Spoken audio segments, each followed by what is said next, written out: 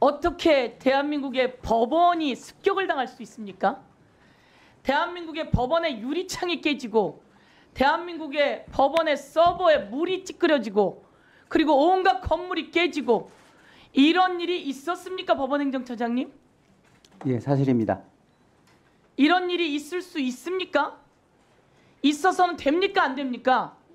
말씀하셔야죠, 단호하게. 예, 절대로 대한민국 역사상 법원이 이렇게 습격당한 예가 있습니까, 법원행정처 차장님? 없습니다. 법무부 장관 있습니까? 없습니다. 법제처장 이런 일이 있습니까? 있어서는 안 되는 일입니다.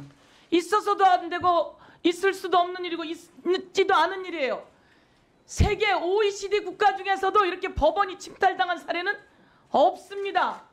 그리고 법원행정처장님, 법원에 있는 관계자들이 못 들어오게 막다가 옥상으로 대피했다고 했습니다. 방화벽까지 쳤다고 했습니다. 얼마나 무서웠겠습니까? 그 영상을 한번 보도록 하겠습니다. 그 영상이 얼마나 무서웠는지 훨씬 더 많은 영상이 있습니다. 틀어봐 주세요.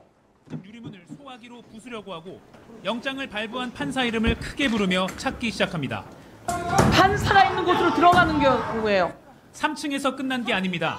법원 내 가장 민감한 곳까지 올라가는 사람들. 판사들의 개인 집무실이 있는 7층까지 들이닥치는 장면을 저 사람들 후레쉬 JTBC가 들고 갑니다. 단독으로 포착했습니다. 후레쉬가 새벽 준비돼 법원에 있죠. 난입한 일당은 이곳 관제실을 찾아 컴퓨터 모니터와 창문, 거울 등을 닥치는 대로 때려 부쉈습니다. 복면을 쓴 한 남성은 경찰 방패를 빼앗아 들고 와 CCTV 관제 시스템과 연결된 것으로 추정되는 컴퓨터 모니터에 그대로 집어 던집니다.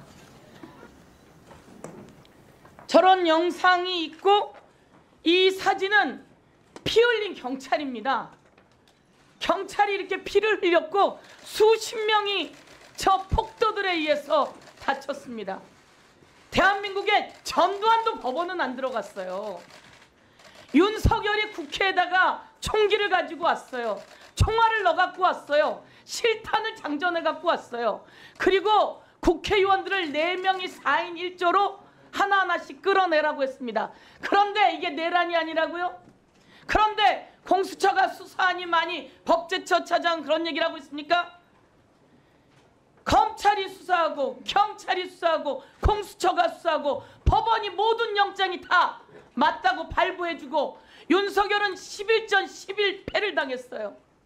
법꾸라지 윤석열이 법을 안다고 온갖 짓을 다 하고 구속영장 적부심까지 했는데 구속영장 적부심에서 윤석열이 패배를 당했어요. 거기 나와서 선동하는 거 아닙니까? 그리고 윤석열과 같은 패 정광훈이 들어가서 윤석열을 구해오자고 합니다. 이게 말이 됩니까? 저렇게 법원이 당할 때 법원에 있는 한 사람이라도 다쳤으면 어쩔 뻔했습니까? 이에 대해서 철저히 법적 처벌을 요구하시겠습니까? 예, 그리고 이들은 폭동입니다. 폭동. 맞습니까? 맞습니다. 폭동이고 이를 선동한 자가 있어요. 이를 선동한 자 윤상현.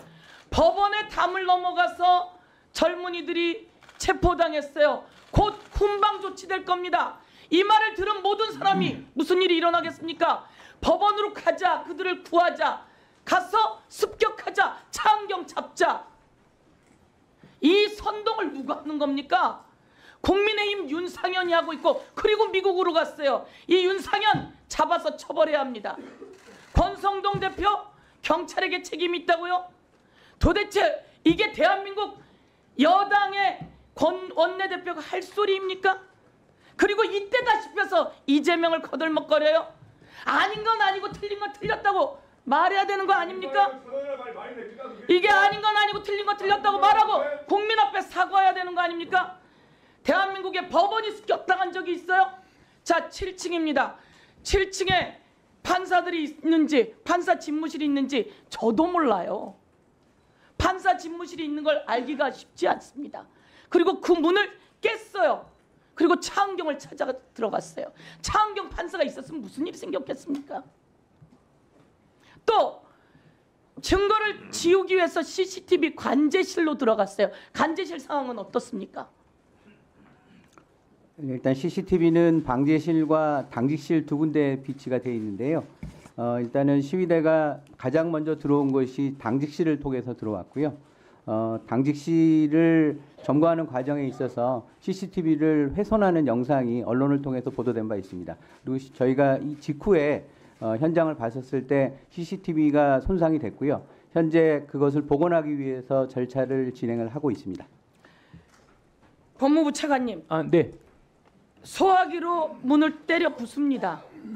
그리고 관제실을 들어가서 물을 붓고 증거를 인멸하려고 하는 사람들이 평범한 사람들이 욱해서 저지른 일이라고 생각하십니까?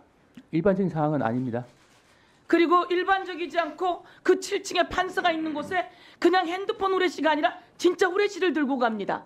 찾아갈 것을 준비했다. 전 이렇게 생각하는데 어떻게 보십니까? 네, 기본적으로 그 사건에 대해서는 대검에서도 이 사안은 이 법치주의와 사법체계 근간을 훼손하는 중대 범죄다. 그래서 철저하게 수사를 하겠다라고 지시를 한 것으로 알고 있고 이 사안의 엄중함을 고려해서 수사기관에서 사실관계 명확하게 규명할 것으로 생각하고 있습니다. 자, 나라의 국가기관을 강압에 의해서 전복 그 권능 행사를 불가능하게 하려는 거. 이건 법원의 권능 행사를 불가능하게 하려고 폭도들이 진압한 겁니다. 진입한 겁니다. 이것은 국헌문란에 해당되는데 그렇게까지 볼 수 있을까요? 저는 충분히 이 내용으로 본다면 그렇게 볼 수 있다고 봅니다. 그리고 우리 법무부 차관에게 묻겠습니다. 김성훈은 증거인멸의 우려가 있어요. 핸드폰도 갖고 가지 않았어요. 법제처장이 갔던 안가에 증거들을 다 인멸할 우려가 있어요. 그리고 다시 복귀하게 되면 경호관들을 억압할 가능성이 너무 높아요. 그리고 영장 집행을 가로막은 자입니다. 그런 자에게 체포영장, 구속영장을 다시 검사가 반려했다고 하는 것은 검찰 내에 있어서는 안 될 행위가 일어났다고 생각하고 이에 대해서 철저히 조사해 주기 바라겠습니다. 네, 담당 검사는 도주와 증거인멸 우려가 없고 재범 위험성이 높지 않다는 이유로 영장에 대해서 청구를 하지 않은 것으로 알고 있는데 사실관계는 한 번 더 확인해 보도록 하겠습니다. 자, 위원장으로서